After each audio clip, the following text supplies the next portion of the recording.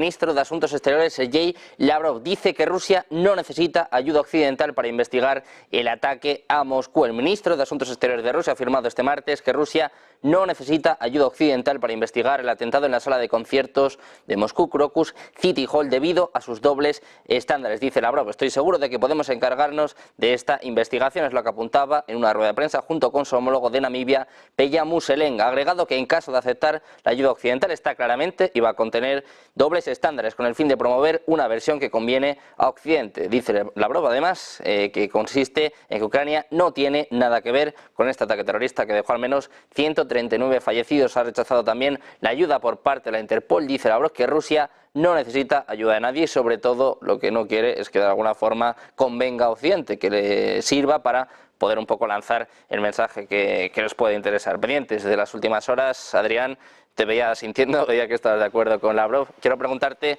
¿ahora qué? Más o menos empezamos a tener algunas claves de lo que sucedió el pasado viernes, pero un poco ya mirando hacia adelante. ¿Ahora qué podemos esperar del conflicto? Sobre todo la pregunta que se hace todo el mundo. ¿Estamos más cerca de una tercera guerra mundial? ¿Es posible un choque entre la OTAN y Rusia, más allá del que ya está viendo, ¿no? Tú lo has comentado en muchas ocasiones, Adrián, pero no sé si esto puede ser un punto de inflexión o, como bien estáis explicando, Rusia no se va a dejar llevar por las emociones y va a seguir un poco la pauta, la senda que ya tenía marcada. Sí. Bueno, las declaraciones de Lavrov son entendibles en el contexto de que pedirle ayuda a tu enemigo siempre es peligroso. En este contexto y en cualquier otro, lógicamente, ¿no? Bien, vamos a ver. Yo creo que en la situación en la que estamos de tensión entre Rusia y los países emergentes, si se quiere, por un lado y Occidente por el otro, cualquier elemento que haga daño a cualquiera de las partes y que pueda haber una sospecha de interrelación de la interrelación de la otra, evidentemente añade tensión y puede convertirse en el disparadero de que la tensión estalle definitivamente. Pero claro, yo creo que hay cosas realmente quizás más graves que han pasado en los días anteriores, ¿no? En los que se estaba hablando directamente de tropas de Occidente que van a ir a Ucrania y con una expectativa muy directa de que acaben, como se decía en Alemania, pues disparando proyectiles contra territorio ruso, enfrentándose a las tropas rusas o siendo bombardeados por las tropas rusas, ¿no? Como se decía desde Rusia, ¿no? Es decir, estamos en un contexto ya tremendamente cercano a ese estallido en el cual este atentado, por muy terrible que sea, pues queda lejos del frente, que es donde realmente se está decidiendo el futuro de las relaciones entre Oriente y Occidente, si se quiere, entre los países emergentes y Occidente, y yo creo que esa es la cuestión definitiva. ¿En qué medida para Occidente o para, vamos a decir, las élites de Occidente es o no aceptable el contexto actual en el que Rusia está ganando la guerra, y ante ese contexto está dispuesto a reaccionar de cualquier forma, si es necesario, con una guerra mundial o no? Yo creo que esa es un poco la cuestión clave, que es lo que va a decir los siguientes pasos. Estamos hablando de algo tremendo, que es la posibilidad de una guerra continental o de una guerra mundial, si se quiere, y entonces los pasos que se den, evidentemente, van a ser en base a razones estratégicas, no va a ser en base a razones emotivas como derivadas de un atentado concreto, por muy fuerte y tremendo que sea. Ese atentado puede ser, digamos, o ese tipo de atentados pueden ser la chispa que haga estallar el conflicto, como pudo ser en la Primera Guerra Mundial el atentado de Sarajevo, el famoso atentado de Sarajevo, ¿no? Pero no desde luego la causa. No desde luego la causa. En este momento yo creo que las claves fundamentales son qué pasa en el terreno en Ucrania. Rusia está acelerando, digamos, los avances en prácticamente todas las líneas del frente, y qué pasa con esa reducción de Occidente, si se desplazan o no se desplazan tropas, si se llevan o no se llevan los misiles Tauros. Yo creo que esas van a ser las claves que definan si saltamos o no saltamos a un nuevo nivel en este conflicto.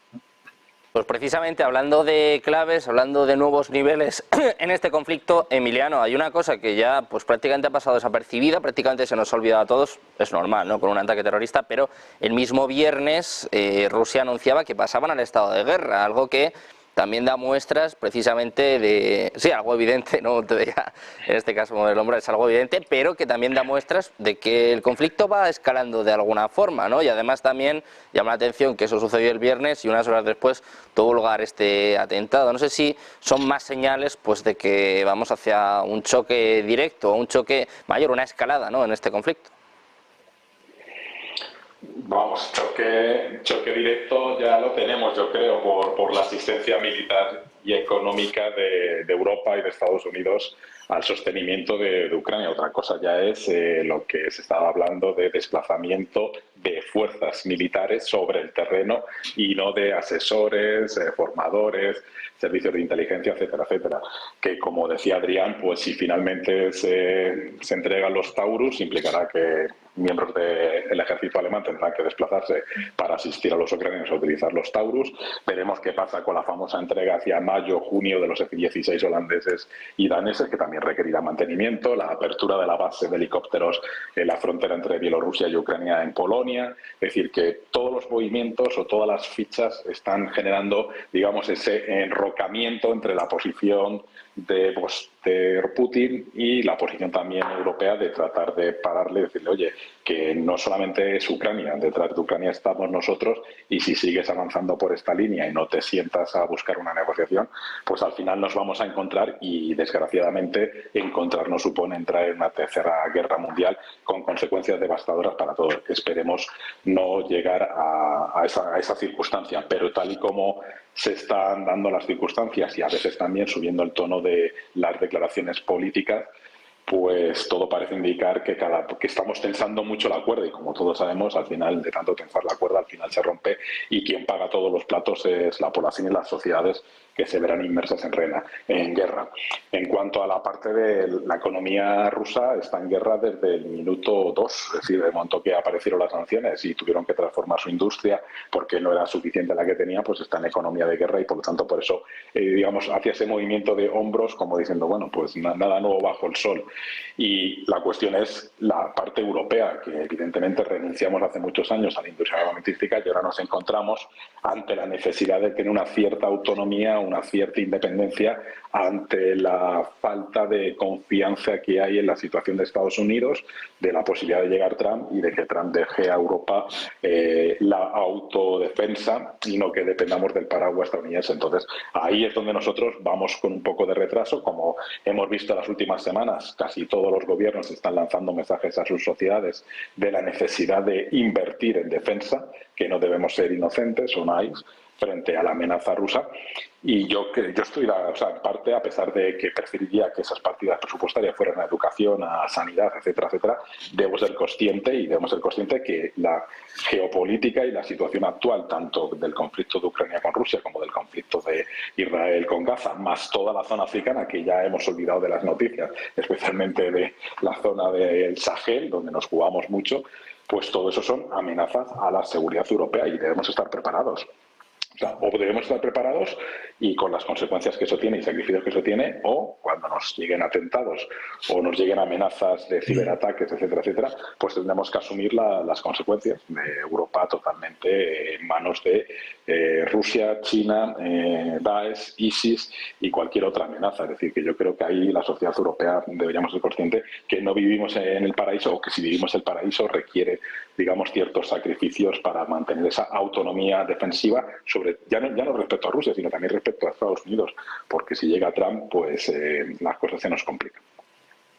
Emiliano, todos los países de la OTAN aumentando el gasto en defensa, algunos países, sobre todo de los bálticos, hablando incluso de restablecer el servicio militar obligatorio, todos menos España, que el ministro de Asuntos Exteriores, José Manuel Álvarez, hace apenas unos minutos, aparte de que somos de los países que menos gastan defensa dentro de toda la OTAN, si no me equivoco somos el penúltimo, el antepenúltimo más o menos. Además ha dicho Álvarez que no hay ninguna amenaza en Europa, que ni España, ni la OTAN, ni la Unión Europea van a entrar en ningún tipo de guerra, ni siquiera están cerca de ella, dando una muestra, bueno, pues de lo que tenemos en nuestro país. Eduardo, quiero preguntarte, tanto por esto como por los siguientes pasos en este conflicto. No sé si te preocupa precisamente, quiero sacar este tema a colación, lo que ha dicho el ministro de Asuntos Exteriores español, Álvarez, como decía, encima de que somos de los países que menos gastan en defensa, nuestros líderes ahora dicen que no hay ningún tipo de peligro en Europa. Debemos ser los únicos que lo vemos así, porque por lo menos Francia, Alemania, vemos también a los bálticos, a muchos países que se están preparando, o al menos están de alguna forma avisando a sus ciudadanos de que, bueno, de que hay cierto peligro, ¿no?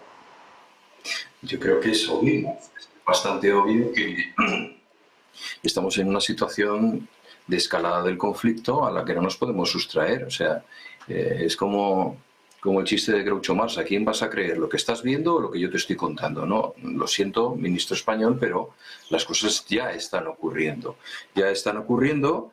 Yo creo que el punto de inflexión sería la incorporación de esos 60.000 soldados que reclama Macron para desplazar a Ucrania, 60.000 soldados que, trascendiendo al hecho de la intervención física de Europa en la zona, pues serían soldados altamente cualificados y por lo tanto con un potencial de implementar iniciativas estratégicas ofensivas, porque ahora mismo Ucrania no está en condiciones de hacerlo, necesitaría eso. O sea, encontrar 60.000 soldados en España, en Europa, cualificados para ayudar a resolver un poquito la situación a medio plazo en Ucrania, es relativamente fácil. Otra cosa es que aguantáramos el golpe de Rusia si la guerra fuese convencional. No olvidemos que la única capacidad disuasiva, y esto así lo dicen los militares europeos, ¿no? La única verdadera capacidad disuasiva que tiene Europa respecto a Rusia es la nuclear.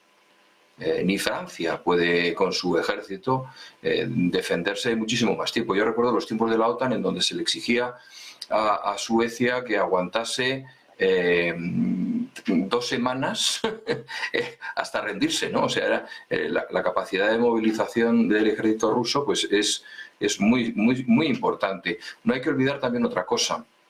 Esta guerra de Ucrania, y siento la expresión, pero es así, es una guerra de segunda división. Una guerra de primera división con Europa Occidental pondría en juego armas que todavía no conocemos ni hemos visto. Esto es importante tenerlo en cuenta. Hay un aspecto que yo quería señalar, y es que, como ha dicho Emiliano, Europa tiene que darse un baño de realidad y entender que tiene que pagar una fuerza militar disuasiva. Bueno, ya hemos visto un paso realmente un poquito, ¿cómo diría yo?, piratesco, que es coger los fondos congelados rusos y 3.000 millones, oye, que de intereses pues lo vamos a dedicar a comprar armas o a fabricar armas o a donar armas, ¿no? Esto suena un poquito mal. Digamos que no va a facilitar mucho el entendimiento posterior a la guerra con Rusia, ¿no? ¿Qué has estado haciendo con mis intereses? Siervo bueno y fiel, ¿no? O sea, esto va a ser curioso de ver. Y luego hay otro aspecto que yo quería señalar. Lo habéis dicho de pasada, pero yo creo que es importante para entender también la filosofía y la manera de entender Rusia por parte de los rusos. Ayuda. Nos prestamos a ayudarles a resolver esto. Rusia nunca va a aceptar ayuda exterior. Jamás. Nunca. Ningún país que pretenda ser una gran superpotencia pone en manos de un tercero la solución a sus problemas. Había una canción hace muchos años que se decía antes muerta que sencilla, ¿no? Pues para Rusia es antes muerto que ayudado. Lo vimos en el caso del submarino Kursk, ¿no? Es decir, antes de bajar nuestro honor hasta el punto de solicitar ayuda exterior, que se quedan en el fondo, ¿no? Y ahí están, ¿no? Todavía. Yo creo que esto es importante tenerlo en cuenta para entender a Rusia.